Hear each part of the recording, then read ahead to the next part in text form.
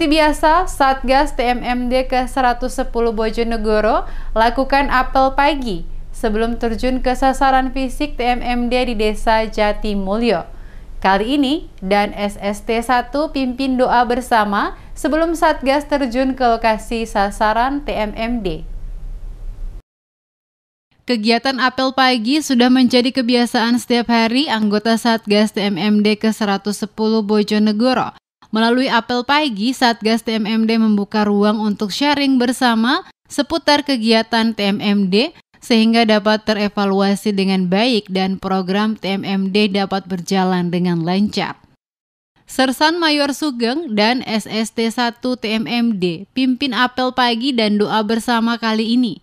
Dengan harapan dalam melaksanakan program TMMD, Satgas selalu diberi kesehatan dan keselamatan, agar program TMMD dapat berjalan dengan lancar sesuai dengan harapan.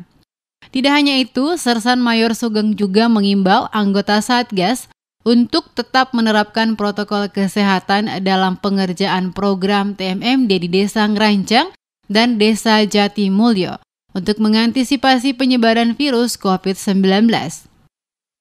Kita sebelum melaksanakan dinas atau bekerja, kita apel dulu untuk menyampaikan beberapa hal, informasi, dan kegiatan. Mudah-mudahan kita itu dalam melaksanakan tugas atau bekerja ini diberikan keselamatan. Kemudian yang kedua, kalau kita bekerja dengan ikhlas, insya Allah pekerjaan itu akan ringan.